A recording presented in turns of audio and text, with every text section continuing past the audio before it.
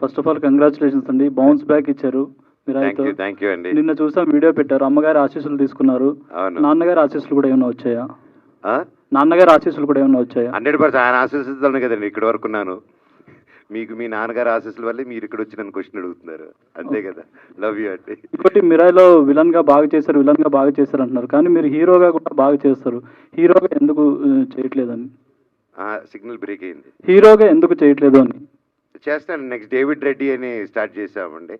And అలాగే రక్షక్ అని, there quite few interesting projects అవి వస్తున్నాయండి.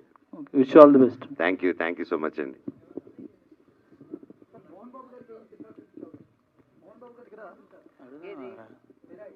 మీరే చూస్తారండి.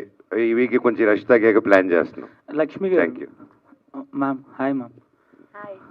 ఓకే మ్యామ్, ఇప్పుడు మిరాయ్ అనేది ఒక రేంజ్లో హిట్ అయింది. మంచు మనోజ్ గారు పర్ఫార్మెన్స్ అయితే పీక్స్లో ఇచ్చారు. మీకు ఈ సినిమాలో బాగా నచ్చిన పాయింట్ ఏది అని అంటే, మనోజ్ గారి సీన్ ఏది అని అంటే ఏం చెప్తారు? మిరాయిలోనా?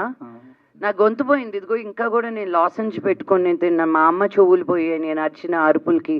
నేను సినిమా సరిగ్గా చూడలేదు అనుకుంటా. వాడిని స్క్రీన్ మీద చూసినప్పుడల్లా నేను పిచ్చి పిచ్చి పిచ్చి పిచ్చిగా అరిచేశాను.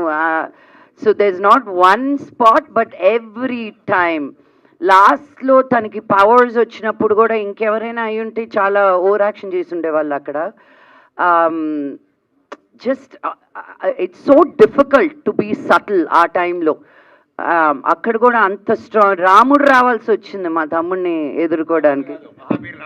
మహాబీర్ లామా, నాకు నా తమ్ముడిలాగానే ఫీల్ అయ్యాను. రాముడు రావాల్సి వచ్చింది మహావీర్ లామాని ఎదుర్కోవడానికి. So I was very very excited with every scene. మీకు అలాంటి పవర్స్ వస్తే ఏం చేస్తారు మేడం? నాకు లేదని మీకు ఏం తెలుసు? ఆ పవర్స్ ఉండబట్టి మనోజ్ని ఈరోజు ఇక్కడ లాగాను నేను. Thank you.